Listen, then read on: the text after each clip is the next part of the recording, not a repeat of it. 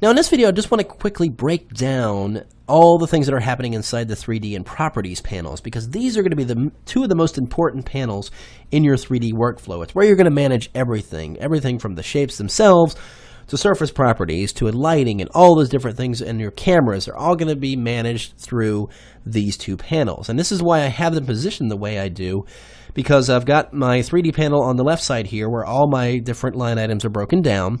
And then I have the properties panel where I can see the corresponding properties to whatever line item I have selected.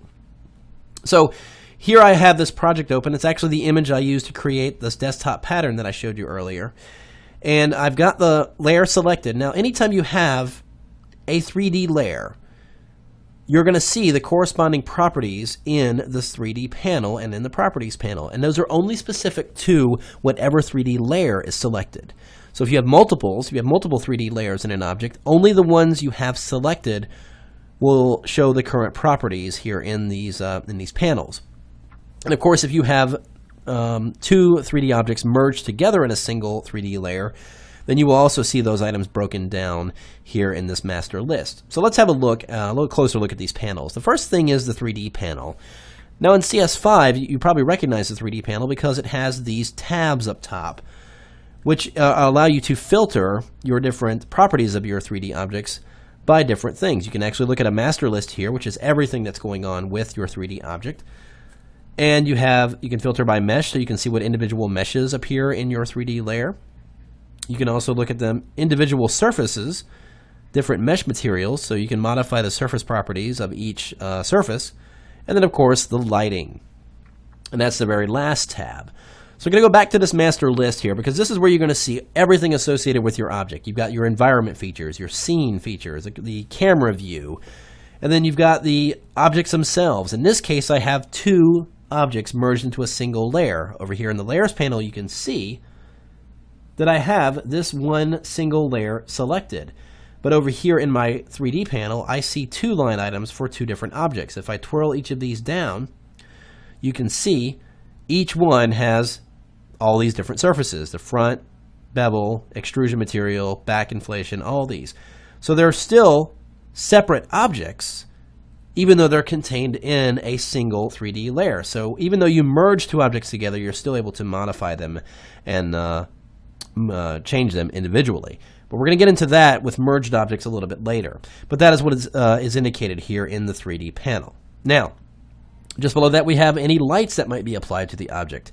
In this case, I only have one infinite light and one point light applied to my object. And then, of course, you have your default camera view.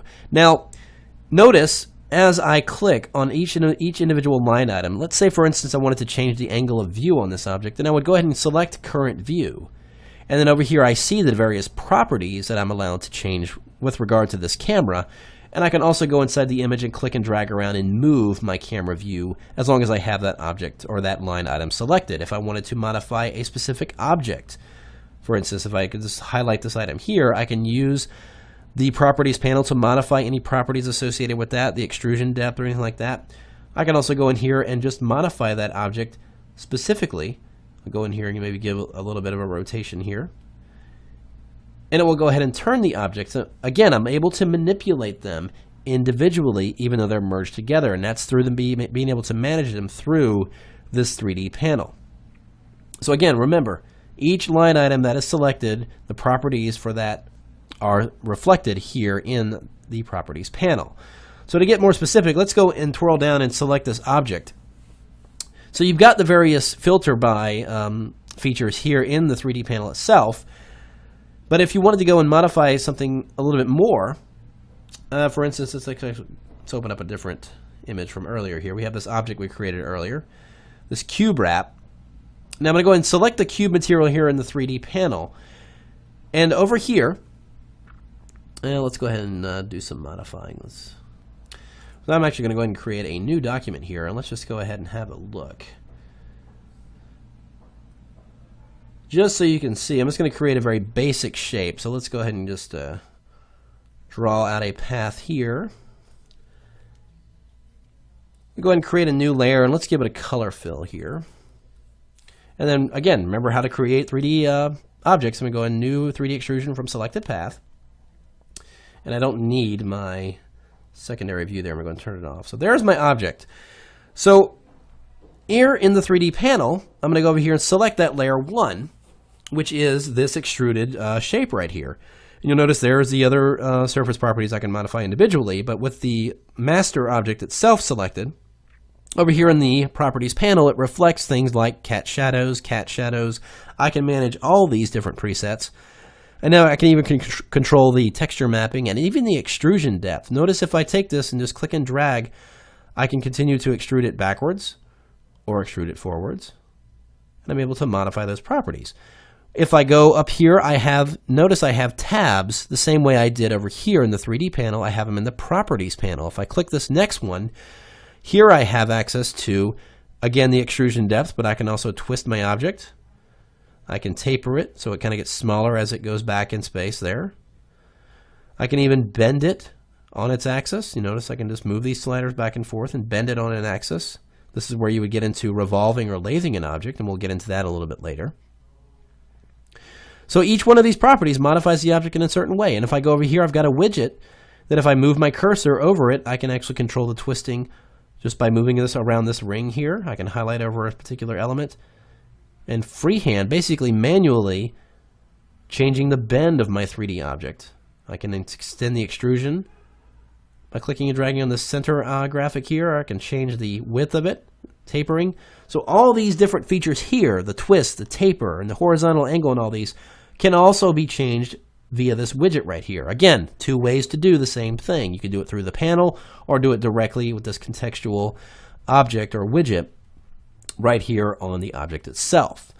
And then, of course, you have the next tab here, which is your cap features, where you would apply beveling and other things like that. You can actually inflate the front face of your object. Notice I can get a bulge out of the front of that object if I wanted to, just by increasing the inflation. I can go down here and set my coordinates. Again, I can modify the positioning of my object based on its X, Y, and Z axis manually here inside of the coordinates panel. So for each line item selected, there's going to be a different set of features available to each one. Notice if I have the camera selected, I only have a certain amount of features to modify with the camera.